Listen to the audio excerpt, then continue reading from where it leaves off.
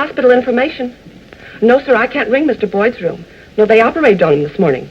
Yes, yes, they took it out. Well, Sally, if you're not busy tonight, how about you and me grabbing a quick sandwich and catching the early show at a movie? Excuse me. Blair, John.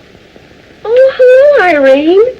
Sure, I had a grand time last night. I was out with Mr. Gustakis in Pittsburgh.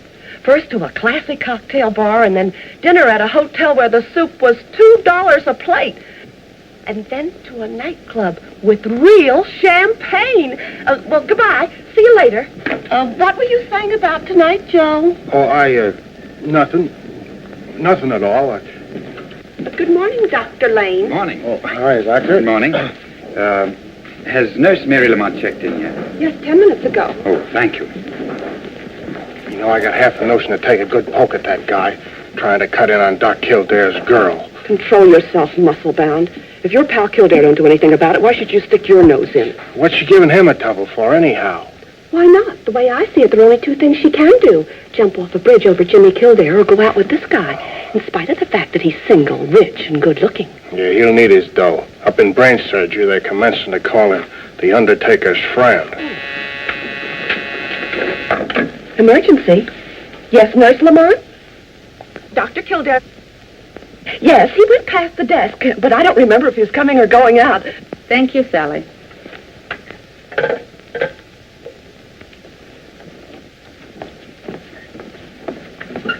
Is Dr. Kildare in? Dr. Kildare is in Dr. Gillespie's office. And everything is okay. Gillespie shut himself up in the other room. Thanks.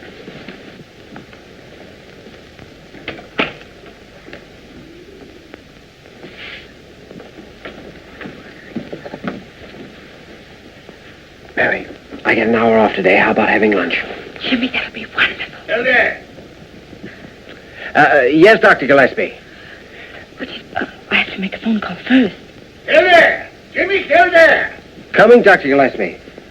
Mary, you have another date for lunch, haven't you?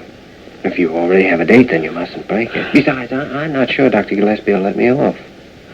But, Jimmy, you know... Dr. Kildare! Can't you hear me?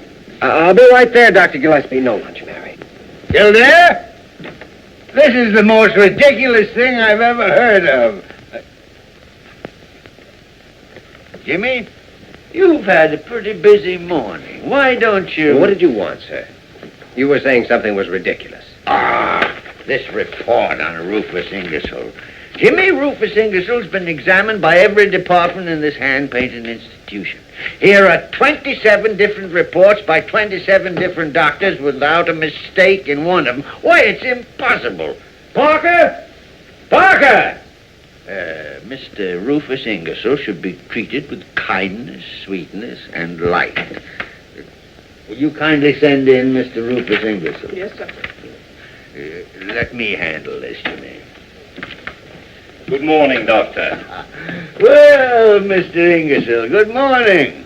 And how are you feeling today? Never felt better in my life. Oh, that's fine. That's fine. Because your system's in a state of collapse. Sit down before you fall down. Mr. Ingersoll, you're suffering from a bad case of what we might call the dangerous age. You've been living too young. You've been eating too young. You've been drinking too young. You've been thinking too young.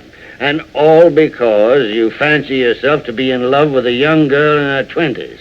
And what's the result? Your stomach is overworked, your heart is overstrained, and your kidneys look like the Battle of Gettysburg. My age has nothing to do with it. I'm still a young man. You're young enough to make a fool of yourself. Dr. Gillespie, I came here for medical advice. Okay, you take a large dose of common sense.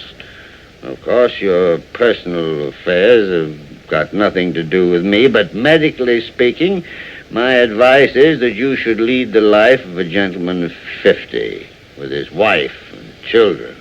Otherwise, Mr. Ingersoll, one of these fine days, you're going to drop dead. Good day, Mr. Ingersoll. This way, sir. Next patient! Next patient! Well, how can I examine you with your uniform on? Examine me? I don't understand. Well, I call for the next patient, and you pop in. You must be the next patient. Have you forgotten Mr. Grayson's waiting in the next room? Why in the name of common sense didn't you tell me? Because you told me. Well, no, just shake a leg. Yes, Doctor. Oh, wait a minute. Tell Grayson we'll be in right away. Yes, Doctor. Hey, what's your opinion on Grayson? You think he's going blind? Well, case history shows an increasing pressure on the optic nerve. Every indication points to an enlarged pituitary gland. That agrees with my diagnosis. What do you prescribe? An operation. Removal of the tumor. Sooner the better. You positive of that? Yes. Well, it's the only chance he has outside of a miracle. You're absolutely right. But the final decision to operate is up to the surgeon. Well, that's one thing we can do for Grayson. Get him a good man. Means you have an idea. I wouldn't dare suggest it to anyone but you, Dr. Gregory Lane. Gregory Lane? Yes. I know there's been some talk. He'd lost several patients in a row. But people don't realize that sometimes patients die because there's no chance of recovery. What are you trying to prove? Well, I'm not trying to prove anything. But I feel positive that Lane's a fine surgeon and that the medical profession needs him. Well, what brought Dr. Gregory Lane to your eagle eye? Well, didn't you once tell me he was the most promising young surgeon ever came to this hospital? Oh, I did say he had a fine pair of hands, but his judgment's worried me lately. Well, there's one sure way to check on his judgment. How? Well, see what he says about Grayson. Aren't you always telling me that anyone who agrees with you is a darn good doctor?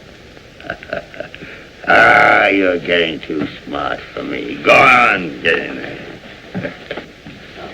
Good morning, Mr. Grayson. Well, Mr. Grayson, it's as bad as I thought, isn't it? Mr. Grayson, our advice is an operation. A very delicate operation. I understand. I insist on the operation. You see, I'm not afraid of anything except going blind. We're going to send you to one of our very best brain surgeons. Will you tell Dr. Lane I'll talk to him after he's examined Mr. Grayson? I'm very grateful to you both. Never mind us, Mr. Grayson. We'd be pretty bad doctors if we didn't do everything humanly possible for you. I know that. But we both know that the final power of life and death is still in the hands of the great healer. Yes, Mr. Grayson, that doesn't change. Dr. Carew is on the phone, sir. Thank you. Well, good luck, Mr. Grayson. Thank you, Doctor.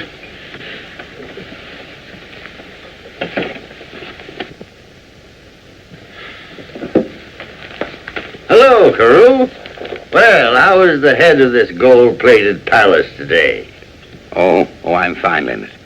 Mr. Paul Messenger just phoned. You're to inveigle Kildare out to the Institute this afternoon. Dr. Squires will show him the place and offer him the job. Have you said anything to Kildare about it yet? No, not a word. But in justice to everybody, I'm going to do my best to make him accept. That's more than generous, Leonard. If you lose him, I know it'll be an awful blow to you.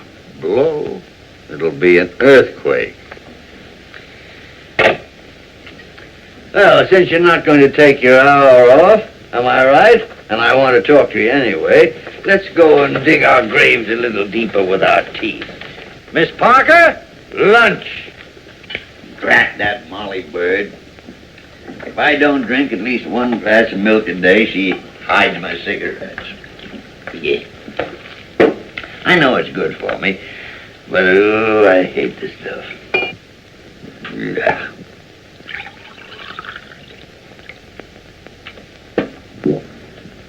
Yes.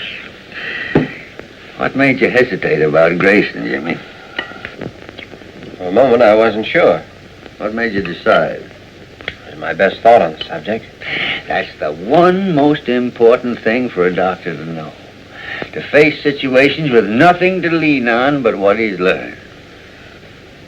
Yes, even in my short experience, there have been times when my blood ran cold. And yet you had to act like the Almighty, with life in one hand and death in the other. You had to do it, and you did. That's what I call being a born doctor. Couldn't have learned that from you, could I? Aren't you going to drink your milk? Oh, sure. But don't try and change the subject on me.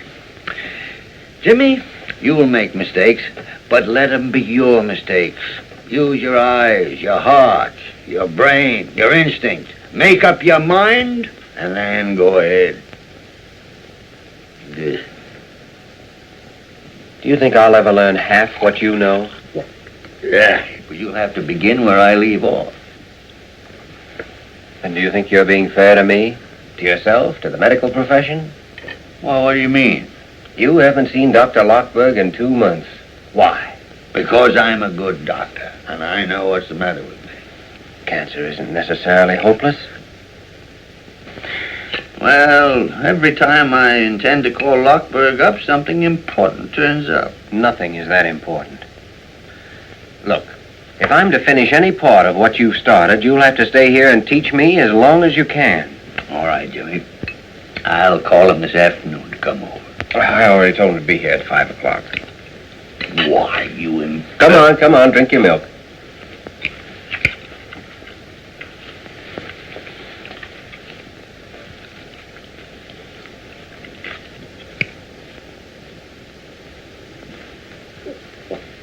Well, the things people do for the sake of their health.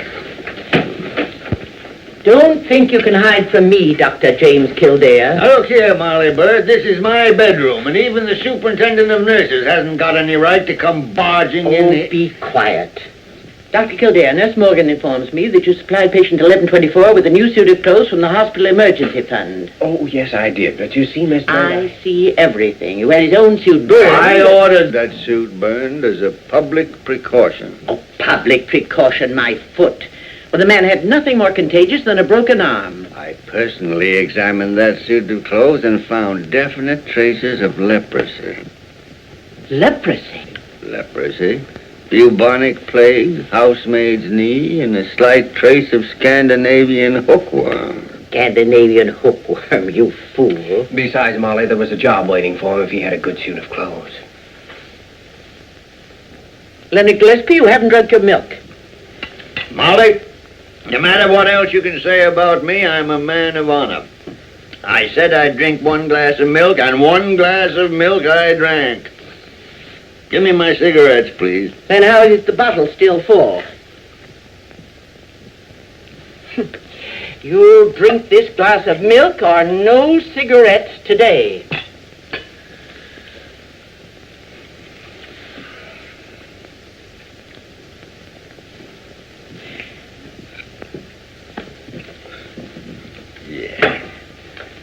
Now give me my cigarettes. Well, they're still in your pocket. I forgot to take them out this morning. What friends? Well, you've been trying for 25 years to force somebody to take care of himself. It's a little hard to break the habit. Well, if you can get along without me for a while, supposing I run up and have a talk with Dr. Lane. Yes, Grayson's in pretty bad shape.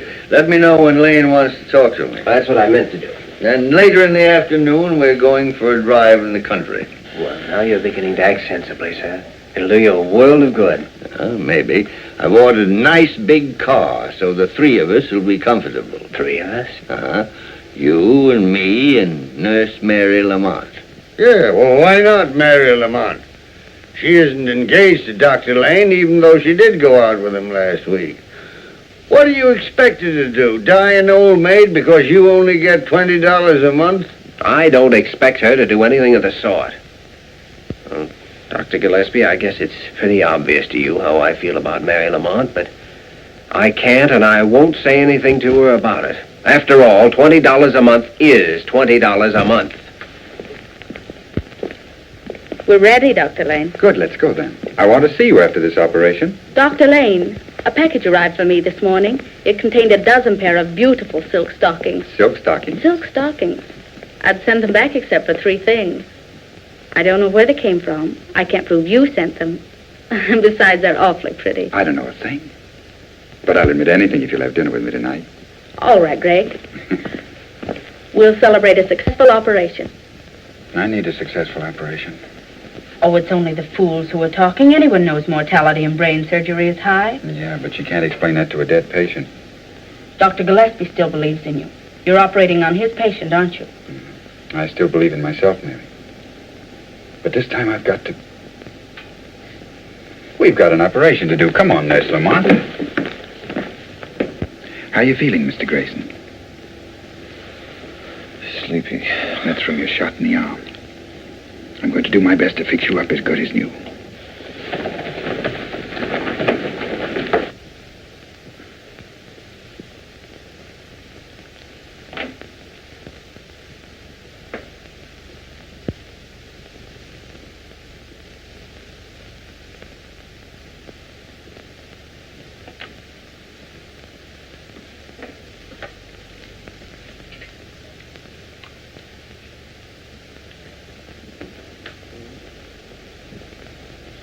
Oxygen.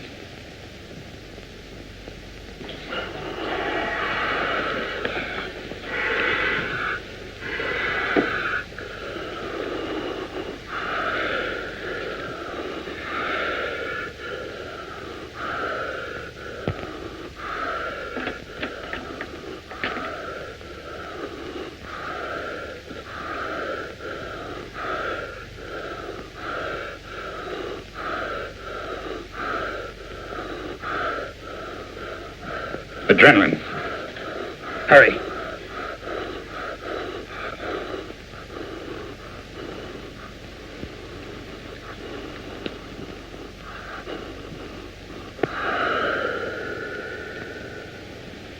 Never mind the adrenaline.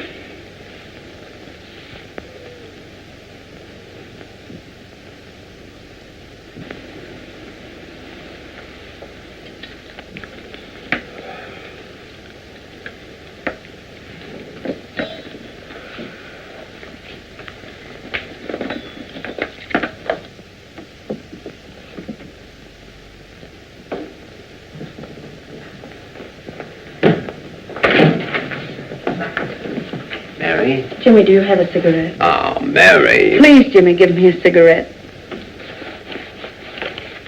Why?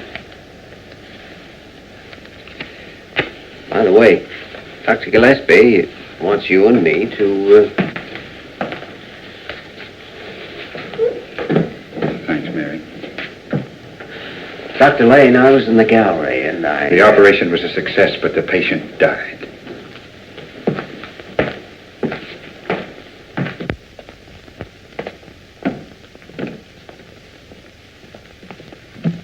Mary.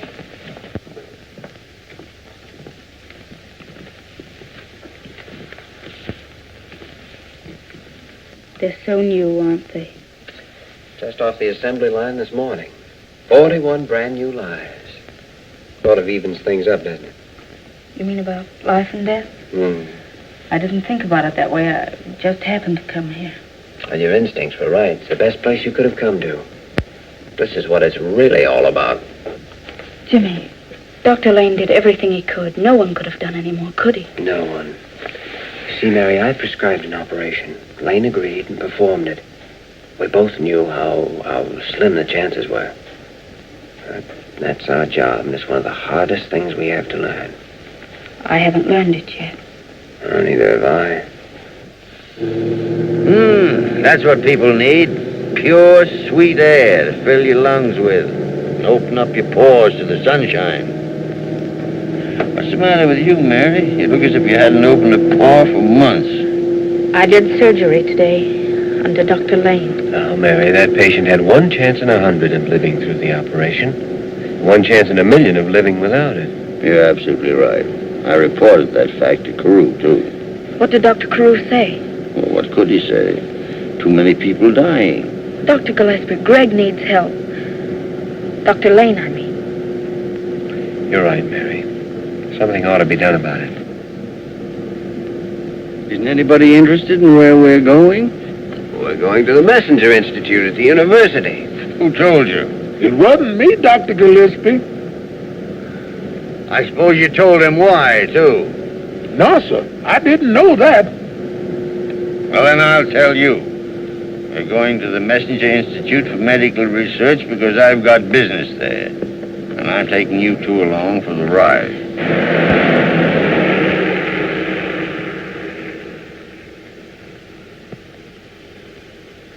Of Mr. Messenger's open-handed generosity, this building with its magnificent equipment is a shining example. Now, listen, Egghead. The eminent and imposing Dr. Squires was known as Egghead in medical school, for reasons you're both too young to know. Leonard, I once busted you in the snoot for that, and I'm just the guy who can do it again. Now, listen here, Squires. We all know this is the finest institute in America, but come to the point. Very well. The point is, I have a job for Dr. Kildare. Job for me? If it hadn't been for me, it'd taken him 2 hours to tell you that.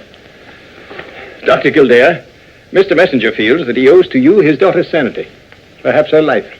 Yours was a remarkable instance of correct diagnosis and treatment. I congratulate you. Well, tell him the job pays $500 a month. $500 a month? And you'll have a free hand here to pursue whatever research you choose. And if you attend to your knitting, when you're an old married man, you'll inherit Egghead's job, $20,000 a year. And that ain't hay. Well, why don't you say something? Don't stand there like a bump on a log. Well, it's the sort of thing you dream about. Dr. Gillespie, you knew all about this? That means you want me to take it? Do I want him to take it? You hear that, Egghead? These youngsters are hard to please. You show them the house that goes with the job. House? Oh, yes. Shall we go see it? I've ordered some tea. Tea? When I first knew him, he thought clean shirts were effeminate. Now he drinks tea. It's Mr. Messenger's idea that a man does his best work when his home surroundings are ideal.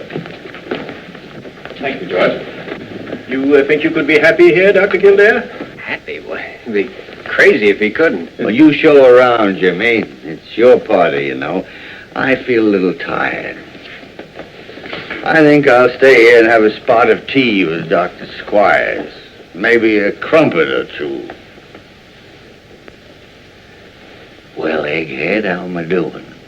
If I hadn't known differently, I'd have thought you really wanted him to take the job. This is the greatest opportunity Jimmy will ever have in his life. And if he takes it, all I've planned will come tumbling down around my ears. All jokes aside, Leonard, won't you have a cup of tea? Suppose I get you a glass of milk. Milk? Yeah. I'm so full of milk now, I'd be afraid to meet a calf. Isn't it lovely? This isn't true. This sort of thing doesn't happen. But it is true. You have everything in the world ahead of you. I wonder. Dr. Gillespie wants you to take it, doesn't he? Does he? He even bragged about the salary, you remember that. Right now, I'm not thinking about the money. But you must think about it. It's your future, your whole life. Who was it wanted you to see this house? It was Dr. Gillespie, wasn't it? Yes, Mary. He even talked about the future. That's what he said. I wish I knew what he was thinking. Well, shall we look at the living room? Mary, do you have dinner with me tonight? I've got a date. I'll get out of it, Jimmy. Hey, break it up, you two. Dr. Kildare, I think can be ready for you to move in, say, next Monday. You're very kind, Dr. Squires, and Mr. Messenger's generosity is tremendous, but I'm afraid I'll have to think it over and let you know. Of course, Dr. Kildare. Think it over. Will you have a cup of tea? Say, Egghead, I think I'll take that milk now.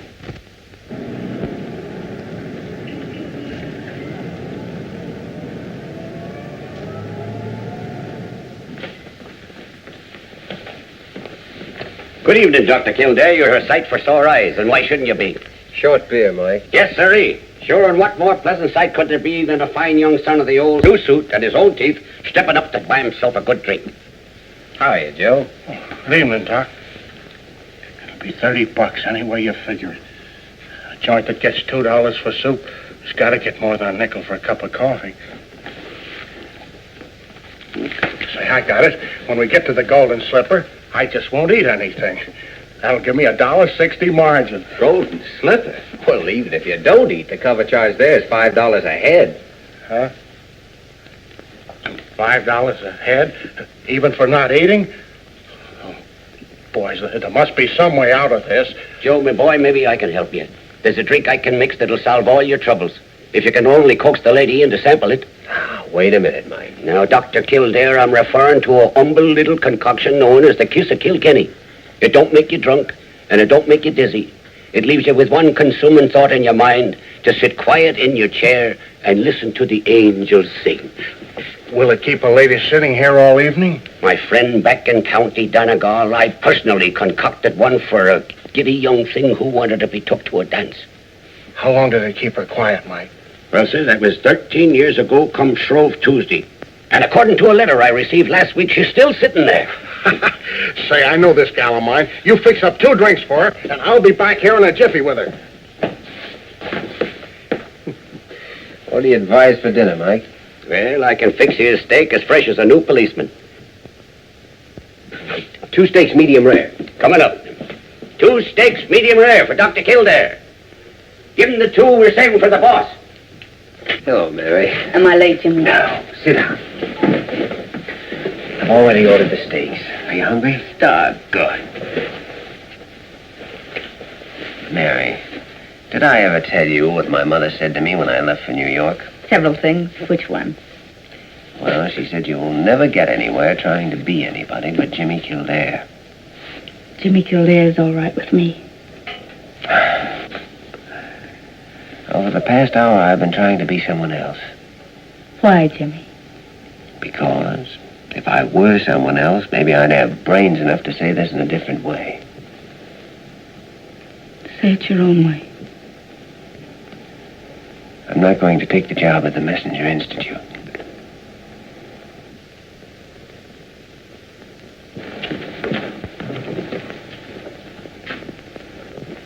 Miss Lamont, report to Superintendent Bird's office right away. Tony, if we had a patient in this hospital as weak as your copy, we'd give him a blood transfusion and send for his relatives.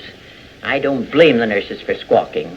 Nurses are just like husbands. You can abuse them, insult them, work them to death, jump all over them, they'll take it. But give them a bad cup of coffee and you got a revolution on your hands. Oh, come in, Mary. I'll be down at the kitchen in 10 minutes and show you how to make coffee. You sent for me, Miss Bird? Lamont, I'm promoting you to staff surgical nurse permanently. Wait a minute, it's not that big an honor. I'm sorry, Miss Bird. Of course, you'll have to be more careful about our rules. For instance, I know that you accepted some silk stockings for a member of our staff. I'm sorry. I'll send them back. Before okaying this promotion, I must know that you plan on staying with this institution. I guess I'll be here forever. Because I certainly would not give this chance to a girl who's liable to quit her job to get married or something. I'm not figuring on getting married. No, child.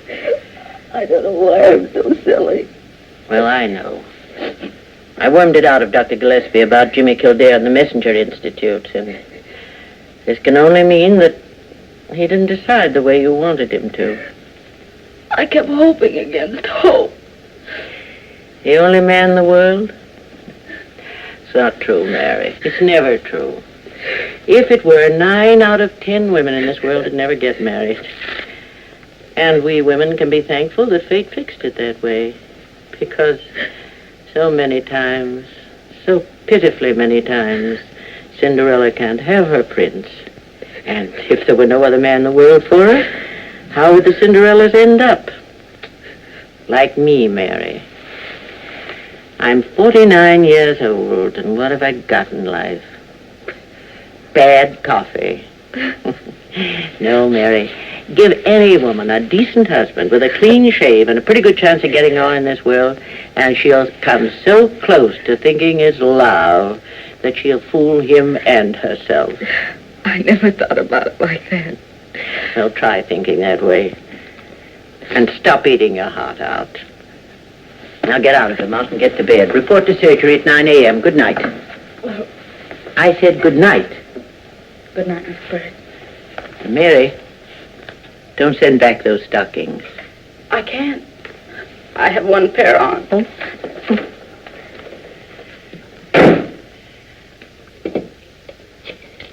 Hello. Superintendent Bird speaking. Beginning tomorrow morning, Nurse Mary Lamont starts as staff surgical nurse. Salary increase accordingly. She's to be assigned to Dr. Gregory Lane.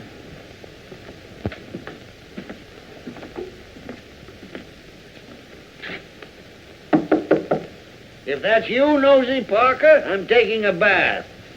If it's you, Molly Bird, I'm not smoking a cigarette. Anyone else can go shoot themselves. It's me.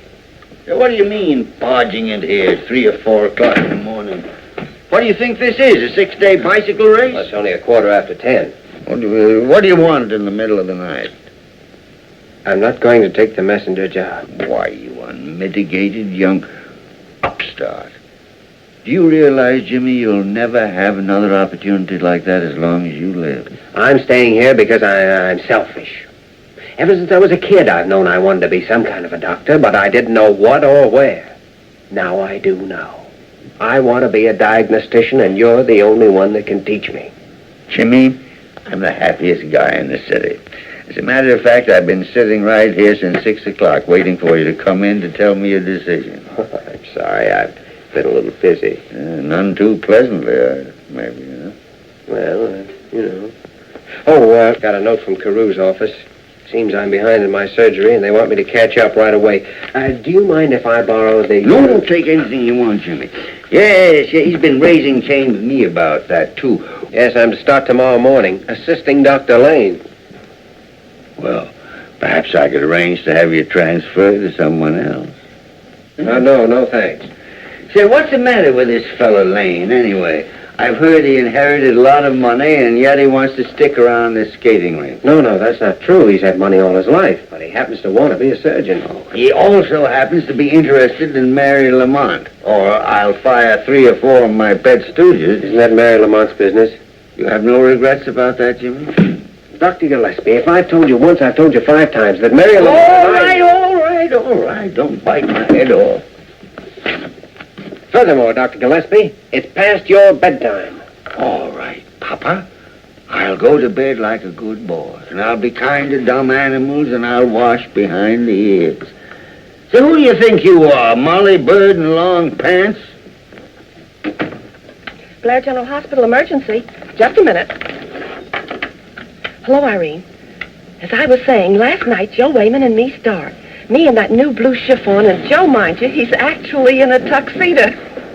When all of a sudden I find I'm paralyzed from the waist down.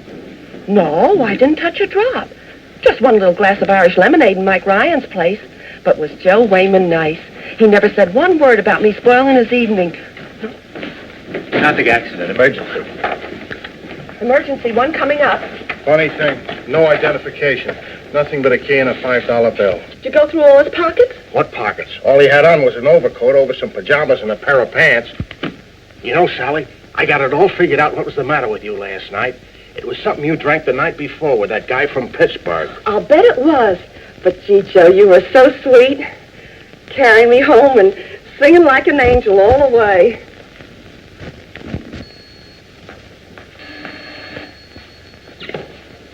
This is Surgery B. One coming up? Okay.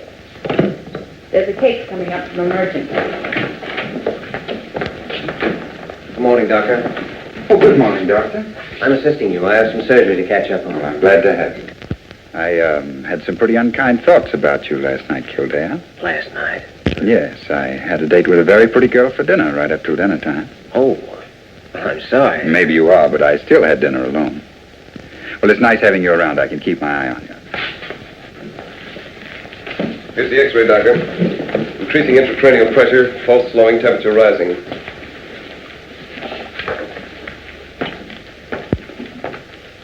We'll have to operate to save his life. I'll get him set. What day is this? What day is this? Wednesday. Wednesday.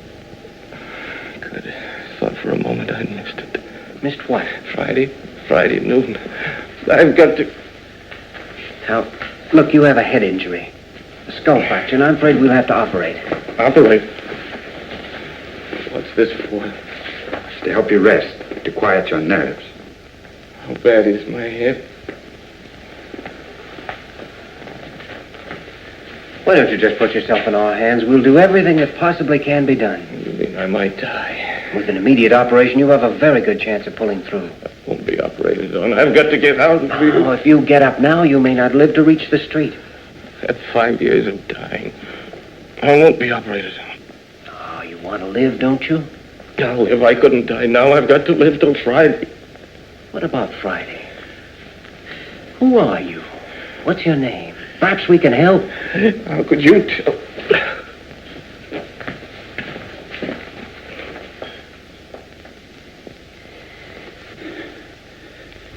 Well, this heart's strong anyway.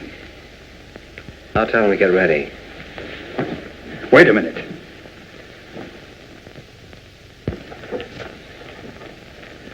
Maybe we'd better put him under observation for a couple of days. What? Why, he needs an immediate operation, and you know it. No, I don't. I'm not sure. How can I be sure when Grayson and the others... I don't know what to do, Kildare. Do what your own judgment told you to do in the first place. Operate. But my judgment's been wrong. Not in Dr. Gillespie's opinion. Dr. Gillespie? Yes, he thinks you're a fine surgeon. Says you have the best hands in the hospital. He said something else, too.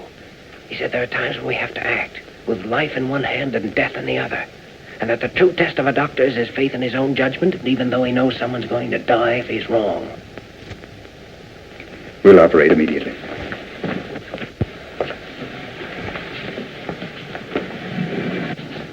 This patient has refused the operation, but I take full responsibility.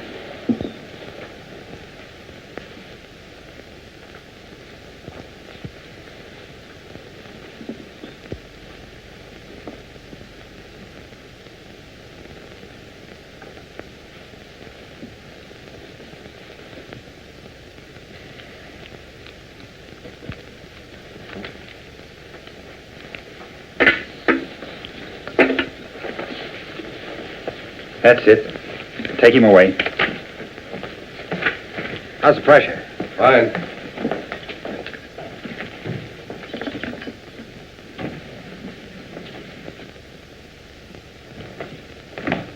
I don't think I could have done that without those words you said. Oh, you did a fine job, Doctor. Thanks. As far as I'm concerned, everything's going to be all right, I think, from now on. I'm sure it is. It was a long session. Well, it's time for lunch. I'm on office call this afternoon. 9 o'clock tomorrow morning, please, Doctor. Yes, Doctor.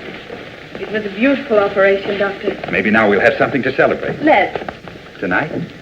All right. Swell.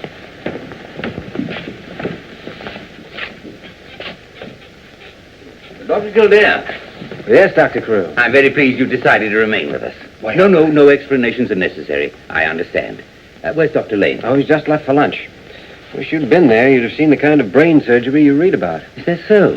Well, I trust you're right.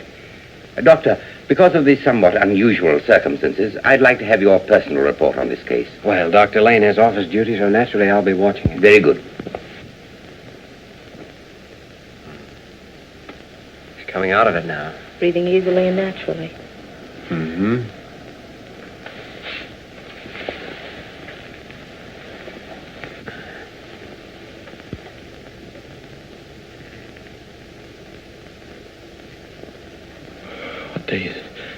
What day of the week? It's Thursday. Thursday. Not Friday. No, it's Thursday. You've put me in the wrong day. The wrong day of the week. Easy there. It's the wrong day. Friday's the day I want. Well, tomorrow will be Friday. You can't trick me. It'll always be Thursday. You've locked me up in the wrong day of the week. Careful now. You've got to break through. Got to break through to Friday. Get me a hypo of morphine and a restraining sheet quickly. Isn't the time to break through yet. I'll tell you when the right time comes. You'll tell me? Yes, I promise. We'll start planning right now.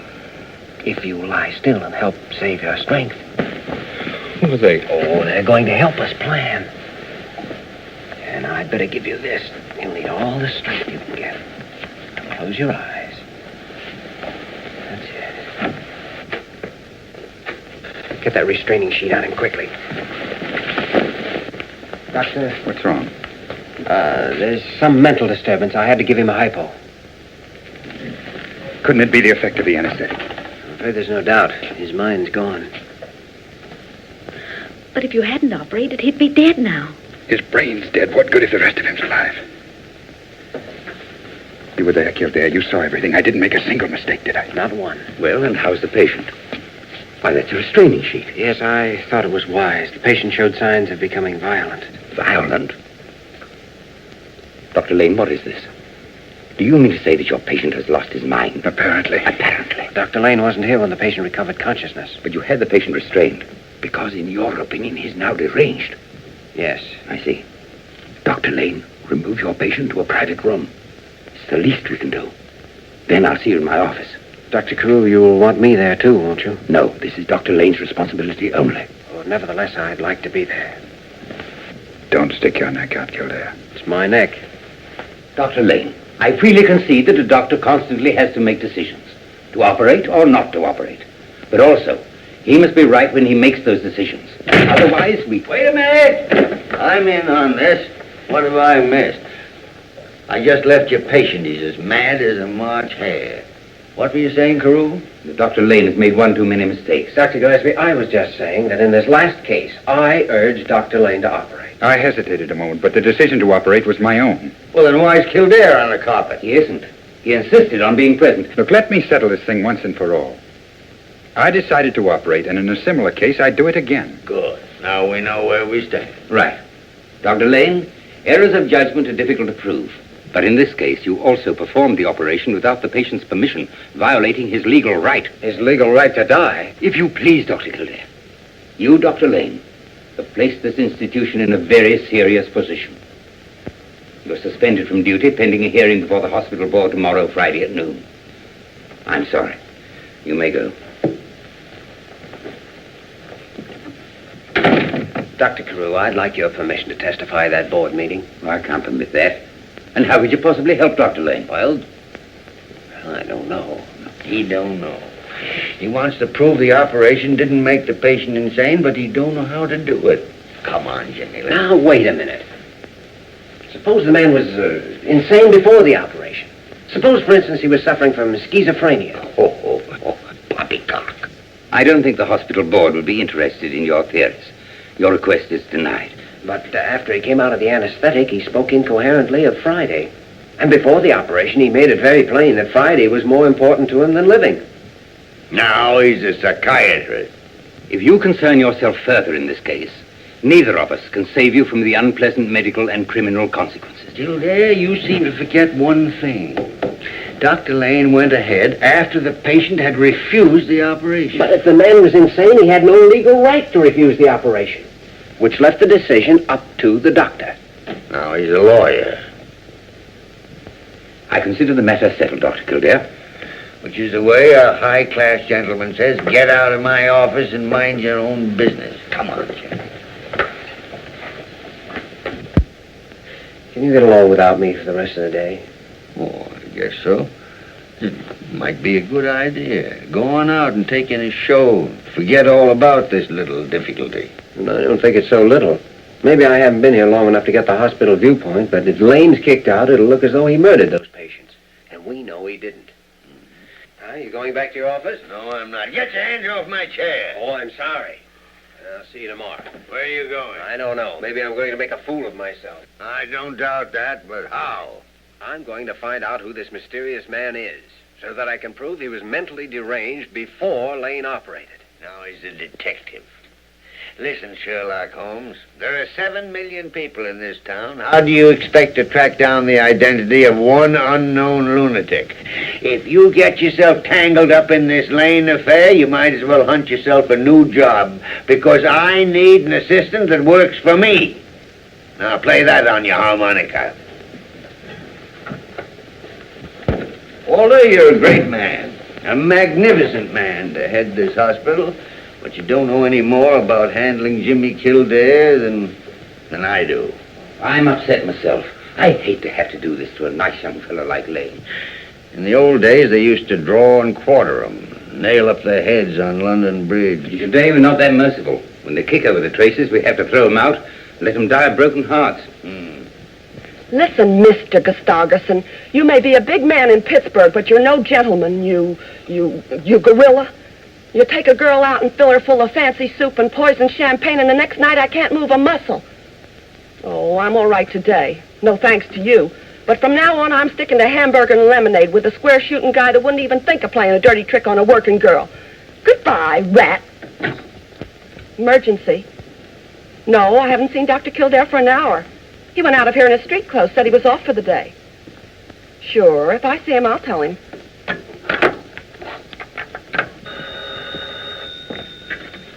Sullivan's Cafe. No, Sally, Dr. Kildare is not here, but we're expecting him immediately. Sure, I'll give him your message. Hello. Sally, here's the doctor. Mike, Joe Wayman or Foghorn come back yet? No, my friend. It was no easy task you gave them. Finding out about this mysterious crazy man is like looking for a needle in a haystack. Oh, don't I know it. His clothes are just stock garments sold by the thousands. The locksmith you left the key with says it's from any one of 1,000,000 doors in New York. That is, if it's not from Chicago or Boston. That's what I was afraid of. Mother. Mother. Goodness sake, what are you doing here? Is something wrong? Where's Father? I'm fine. Nothing's wrong. Your father has to bring a patient to see Dr. Gillespie. Well, Mrs. Kildare, you're looking young enough to be your own daughter. Only then you'd be your own mother. And you don't look old enough for that. I bet you tell that to all the girls. I do, and I tell them all to make themselves at home. Thanks, Mike. My. Things must be pretty slack with you big city doctors. I don't know. Tell me, are you well and happy? Why shouldn't I be both? Well, if you'd simply said yes, I'd have known you were, but what's the trouble? Well, Mother, I think you are a mind reader. Yes, I am at kind of a crossroads. Nobody ever accomplished anything without passing crossroads. The only question is, which road do you take? It's not as simple as all that. Doing right is always simple. It's only the wrong thing that takes working out. Oh, excuse me, Doctor. Oh, hello, boys. Did you, Oh, Mother, allow me to present Mr. Joe Wayman and Mr. Foghorn Murphy. Foghorn? What's your real name? Harold. I prefer Foghorn. So do I. How do you do, Joe? Awfully glad to see you. I've heard a lot about you and your monkey wrench. Oh, those stories are exaggerated, Mrs. Kildare. I never even owned a monkey ranch. Well, sit down, fellas. Tell me, did you find out anything? The boys have been getting some information for me. Oh, about those crossroads? Me and my pals made a house-to-house canvass of the neighborhood where your screwball was run over. We found one house where a guy had disappeared. Oh, go on. This mug disappeared in 1911 with a blonde and the Sunday school collection. Here. I was a blonde myself at 16, and no peroxide either. And the prettiest one in town, I'll bet. The prettiest one in the state, Harold. J. Harold. J. Harold? Oh, excuse me. I won't say another word. I dug up that truck driver that clipped your guy. At first he wouldn't talk, then he changed his mind, but he don't know who the guy is or anything about him. Who put that thing in my pocket? Why am I always someplace else when there's a good fight? Let me know next time you're in town. I'll sock someone for you. Thank you. Well, Doc, I'm sorry we weren't much help. It was kind of tough without knowing the guy's name or anything. That's all right, fellas. Thanks a lot anyway. Goodbye, Mrs. Kildare. We'll swell meeting you. Oh. And if you ever need a taxi, well, just call and... Oh, nix on that, Foghorn. I'll take Mrs. Kildare in the ambulance if she has to go anywheres. Thank you, gentlemen. I'll accept both invitations, providing you let me drive. That's a date. Well, now you're stuck, aren't you, son? Yes, Mother. Right now I am in trouble. There's one way out, but it's awfully dangerous. Excuse me. I'm awfully sorry the boys couldn't help. But always remember one thing, Dr. Kildare. Trouble is nothing new for the likes of you and me. The Irish ain't been out of trouble for 1,100 years. Thanks, Mike. You said something about dangerous, Jimmy. Dangerous to do what? Well, to cure an insane man before Friday. So they're curing insane people now, are they? It's an almost fantastic thing called the insulin shock cure. It's a gamble. Only two things to think about in a gamble. What have you got to win? What have you got to lose? Lose? Everything. My job, another doctor's career, maybe the patient's life. But think of what you've got to win, too. Oh, I'm not thinking about you and the other doctor, but the poor man. You can give him a new life and everything God meant people to enjoy. You're slow to decide, son, because you think you're all alone in this. But you're not. There's a man over in that hospital that's as fine a doctor as ever helped the ailing. Oh, I know, but I can't ask Dr. Gillespie to help me. Who's talking about Dr. Gillespie? I mean your own father. Oh, of course. Well, now the only thing to figure out is how to get a hold of him without Dr. Gillespie suspecting. Get to work, son. I will. I'll be seeing you, pal. Mhm. Oh, it's funny, Mother. Whenever I know that I'm right with you, I can generally manage to work out everything else.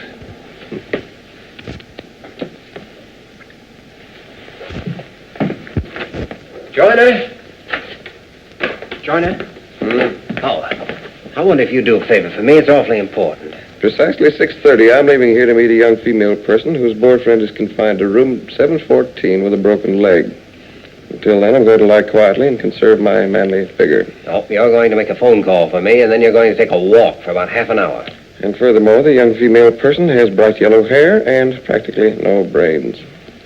Dr. Joyner, if the young lady is free for the evening because her boyfriend has been forbidden visitors, by your orders, of course, I could easily report that out. No, don't shoot. Who do you want me to phone? Gillespie's waiting room. Oh, Dr. Stephen Kildares. Just a minute, please. Hello. Yes? Yes, I understand. Well, just as soon as I finish here. Pardon me, that is my wife. Oh? You see, the rash hangs on in spite of everything that I've done, although it's confined to our hands. Well, it's obviously a skin allergy. Allergy? Yeah. Why, that might take months to identify. Tell me, Mrs. Gray, what do you do with yourself? How do you spend your time? I don't do anything, as long as I get my check from my son, keep the frost off my petunias, and play a little mahjong in the evening. Mahjong? Mahjong? See, I've heard of trouble with mahjong sets. The lacquer contains sap from a Japanese tree of the Shumac family. That could account for the skin disease. I could believe anything about that mahjong set. My daughter-in-law sent it to me. Julia, you didn't take it with you to the Yellowstone last summer, did you? I did not. You can't play mahjong on horseback. You see, when she came back, her hands were all cleared up. Well, there you are, Dr. Stephen. You got it. Suppose we keep Mrs. Gray here for a couple of days and fix up this rash, and then when you go home, take up solitaire. In the meantime, we'll put her across the hall in that nice big room, 370. Oh, Dr. Gillespie, which the rich Mrs. Van Allister has already paid for until Tuesday. I sent her home this morning. Nothing wrong with her, but too much money. Goodbye, Dr. Gillespie, and thank you. As long as Dr. Stephen did all the work, I don't owe you a cent. Goodbye. Sit down. Well, I'm ever so much obliged to you, Dr. Gillespie. I've got to run along now. I'll be back. Next patient. No, hold the next patient. Come in. Say, Parker, did you notice that I said anything to offend Dr. Stephen? Or was it my imagination that he was acting strangely? I wouldn't know anything about that, but if it was his wife on the phone, he's married to a woman with a bass voice. Hello, Jimmy. Oh, hello, Dad. What is all this? Please sit down. Why all the mystery? Is anything wrong? Dad, what do you know about the insulin shock cure for insanity? Insulin shock? Why? Well, tell me, have you ever actually seen a cure effected? Yes, I have. It was one of the most terrifying things I've ever seen in all my life. Ah, but it worked, didn't it? Yes. Yes, it worked because it was performed under the most ideal circumstances, with cases that had every chance of surviving. Well, then you've never seen insulin tried when the patient wasn't in perfect physical shape. Oh, no. No, in case of any injury, especially to the head or the brain, they wouldn't dare. But, Jimmy, stop dodging the issue. If you need any help, I'm your father. I'm sorry. This is my problem. I know it is, Jimmy. And I don't want to interfere. I'll tell you how you can help me. I've read everything about insulin shock. I know all the theories. But I want you to tell me everything you saw. Don't leave out one detail. Right from the beginning. Well, Jimmy, insulin shock causes the patient to revert backward through every stage of evolution. At the dictates of his shocked brain, His human body attempts to simulate all the actions and mannerisms of each successive step. Back through the ape, the bird, lizard, fish, and so forth. This abnormal effort involves the most horrible convulsions.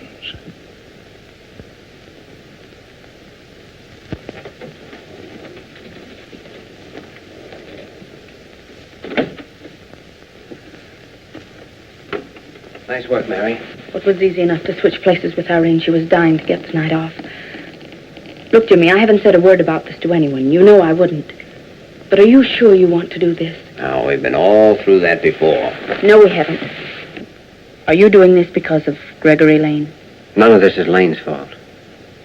Nothing more than that? Mary, there's a man in there. And if his particular problem isn't solved by tomorrow, he stands a good chance of being a miserable object the rest of his life.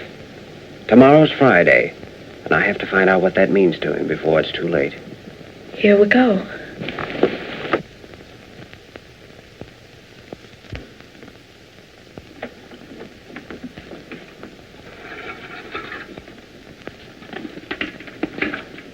I don't know a thing about this insulin business. Well, I know that a terrific shock will sometimes drive a person crazy. An overdose of insulin apparently works just the reverse. The tremendous shock it gives seems to drive the crazed brain back to sanity. Suppose he dies. Let's try supposing he'll live. But what about you if he does die? Get his arm ready.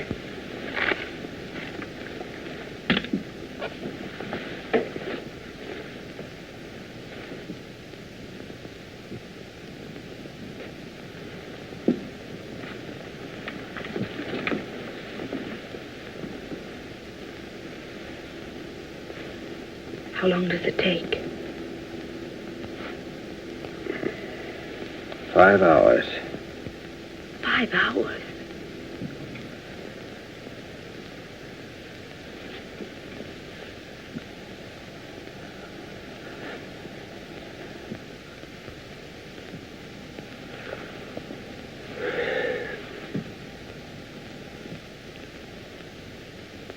Two and a half hours? Ought to be at least 2 hours more before the effects have penetrated into the deepest part of the brain. How will we be able to tell? If I'm right, his actions ought to tell us. See, the theory is that buried deep in the human brain is the primitive brain of our earliest ancestors. Now, the action of the insulin on that basic part must be what restores the patient's sanity. Because what actually happens, no one knows.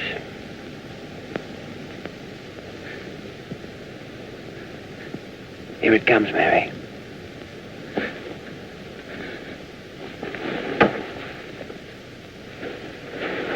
It's working.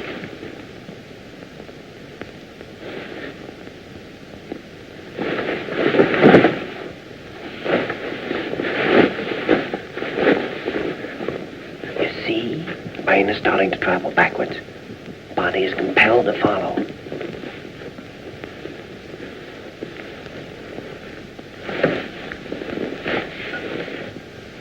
The hands are beginning the first primitive movements. It's as an ape might cling to a tree.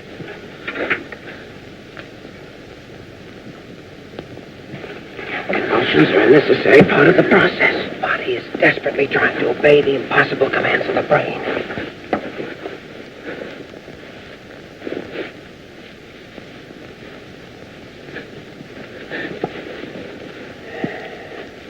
You see, all the thousands of years of human evolution, progress of frantically fighting, the muscles must obey. The brain is saying you're no longer a man, you're an animal.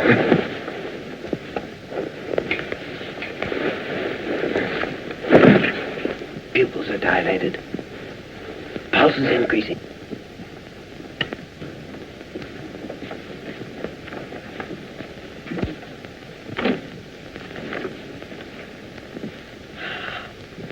Dr. Kildare. What do you want? There's been a change of nurses in this case without my knowledge or permission. I did that. Dr. Kildare, what you're doing with this patient is between you and your conscience. Or between you and Dr. Carew, which might be worse. Molly, please. Personally, I think you were born to be hanged. Do you think she'll tell anybody? On the pillow. Watch his head. Jimmy, how long do these convulsions keep on? May get less. May grow worse. We won't know until the 4th hour.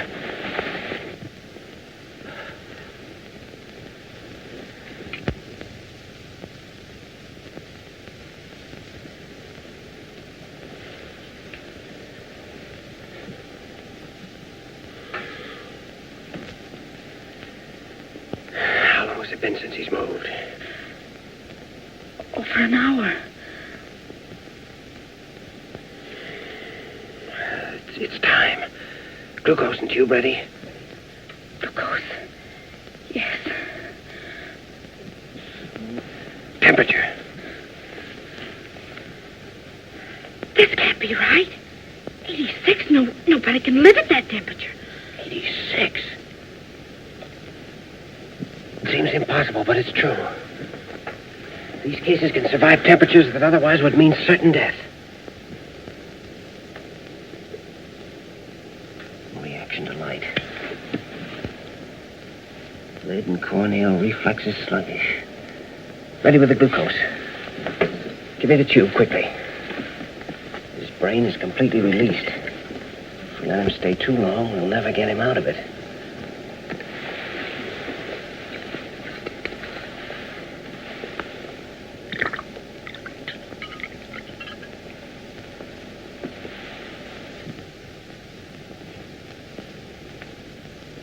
Why doesn't he move? It'll take a little while for him to absorb the glucose. The insulin's burned out every bit of sugar in his body. The glucose will restore it. Well, the miracle of insulin shock is that 1 minute you have this, and the next minute, if you're lucky, you have a sane and normal person. But if he doesn't come out of it, then we'll have killed him.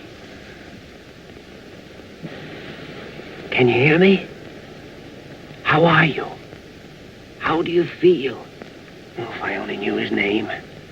Listen, it's Friday. Jimmy, he's dead. Quiet. Can you hear me? How are you? Can you hear me? How are you? Can you hear me? How are you? Can you hear me? How are you? Can you hear me? How are you? All right, I guess.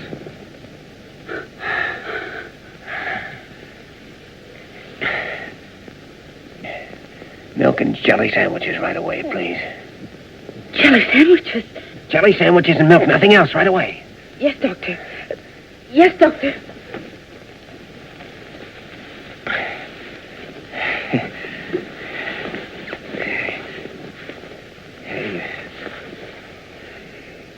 Feel more like yourself now? Feel fine. Head hurts a little. Well, under the circumstances, that's hardly surprising. You remember me, don't you?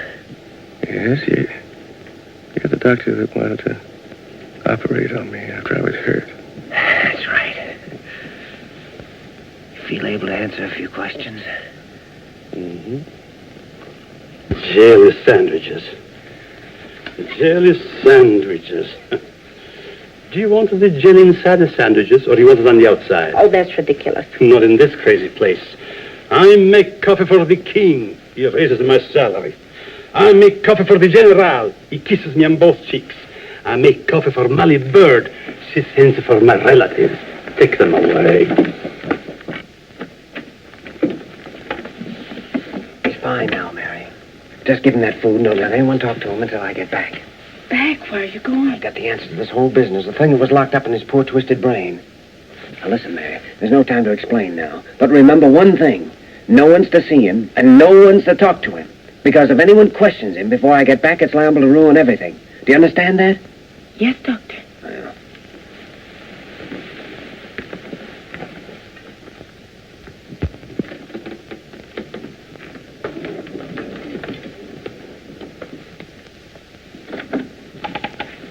Good evening, Alice. Miss Lamont, isn't it? I want to examine your patient. Well, The hour may be a bit unusual, but this is a very unusual case. While I'm in there, you might get me a little bicarbonate of soda.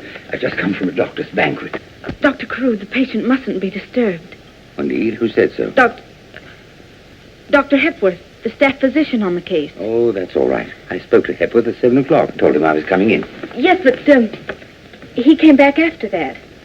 But Hepworth told me he wasn't coming back until morning. What is this? I just left Hepworth at the banquet. Oh, it must have been some other doctor. What other doctor? I don't know his name. It's quite obvious something untoward is going on here. I intend to find out for myself. Well. Wait outside, Conover. Yes, sir.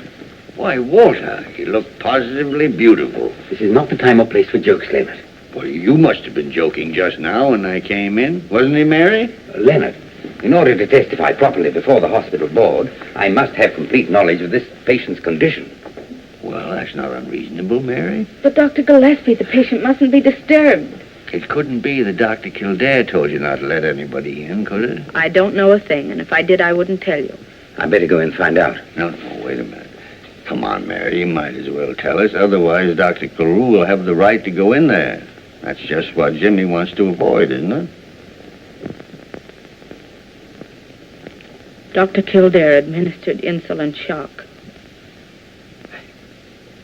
I can't believe it. And he did a magnificent job of it. I'll believe that when I examine the patient. Walter, I wouldn't go in there if I were you. I know I wouldn't. And I was practicing medicine when they were telling you to keep your thumb out of your mouth. Where is Jimmy? I don't know. This is the most outrageous thing I've ever heard. Oh, you ain't heard nothing yet. Well, what's the last thing Kildare said? Give him the jelly sandwiches and don't let anyone near him until I get back. Jelly sandwiches? Of course, jelly sandwiches. You're a doctor, remember? In spite of that outfit. Jelly sandwiches are exactly the right thing to increase the sugar content. Oh, yes, of course, jelly sandwiches. Oh, make it peanut butter if you want, only let's get on with it.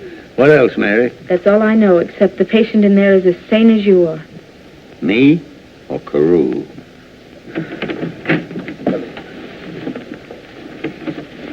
Dr. Kildare. Dr. Kildare, you're suspended from further duty until... Just one moment. Nurse, has anyone been in that room? Not a living soul, Doctor. And you're not going in till I know all about this? No, I know, but Mrs. Adams is. She has a legal right to see her husband. Will you come in now, please? Everything's going to be all right, if you'll just remember.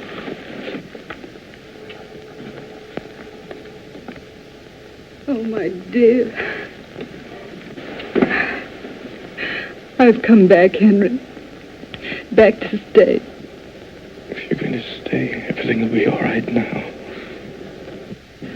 Now, Kildare, just to satisfy the curiosity of a senile old man, make it two senile old men. That'll take you in, Walter.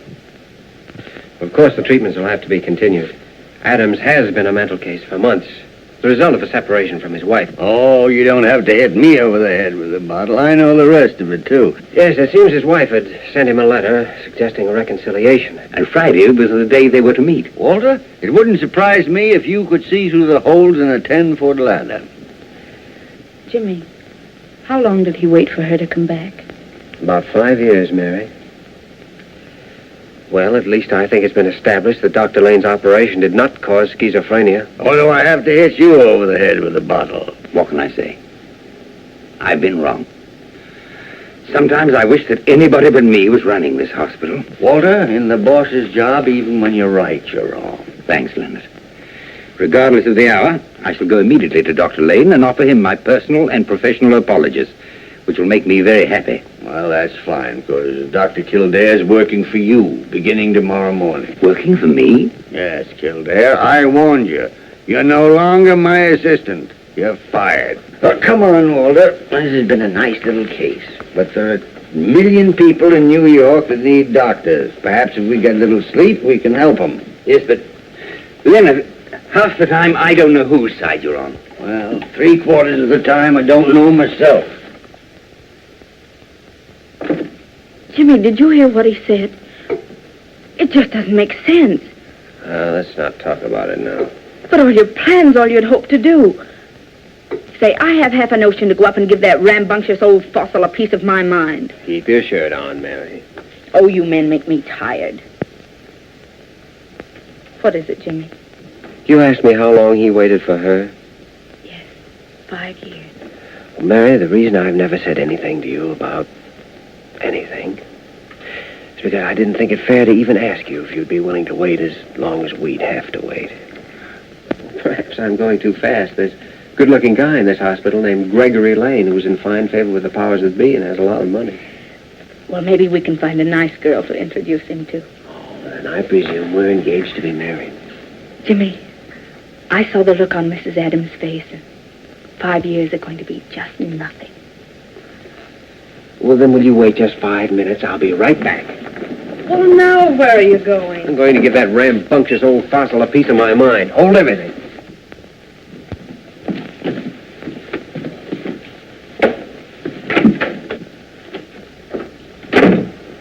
I suppose you thought I was going to take that crack of yours lying down.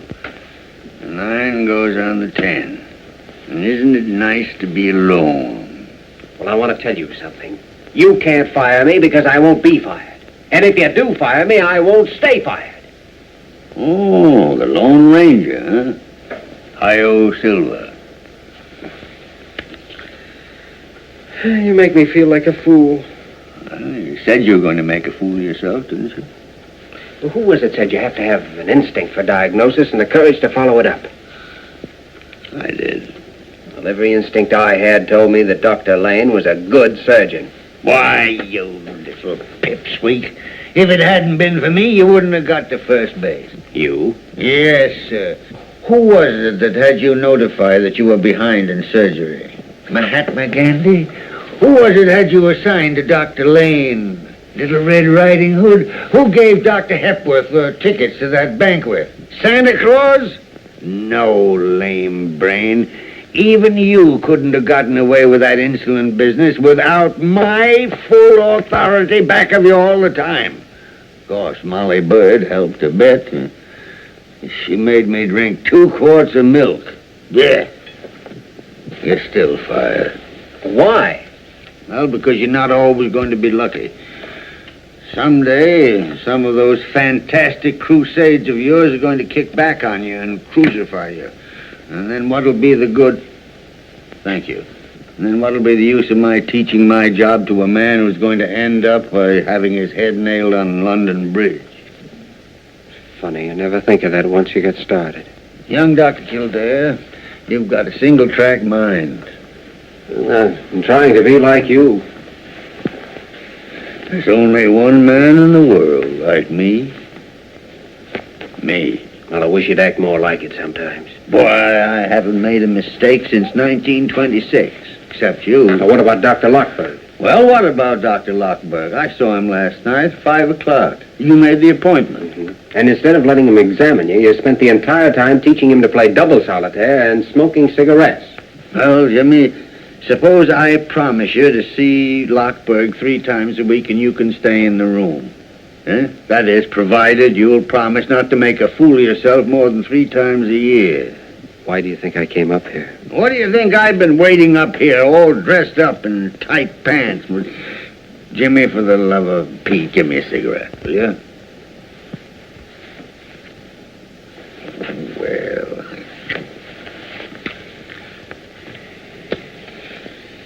Guess there's only one thing left to do now, and that's tell Dr. Lane about Adams.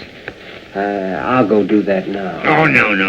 That'll keep until tomorrow. Oh, no, it won't either. Lane's waiting in his room. I telephoned him when I left for Mrs. Adams. Well, I'll go along with you. Well, I think you better know. Oh, yes. Conover? Where is that sleepy rascal? Well, I'll give you a hand. Unless you'd rather not. No. Go ahead, Jimmy. You push. As long as I know you're back there, I know you're not in any mischief.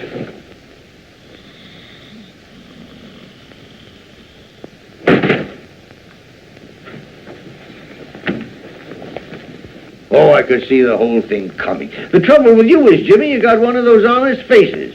A man can look at you and almost tell exactly what you're thinking. Well, I'm different. Poker-faced Gillespie, they call me.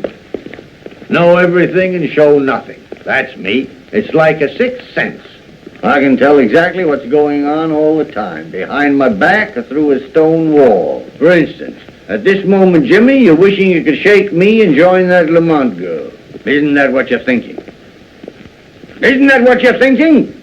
Answer me! No, boss, it ain't.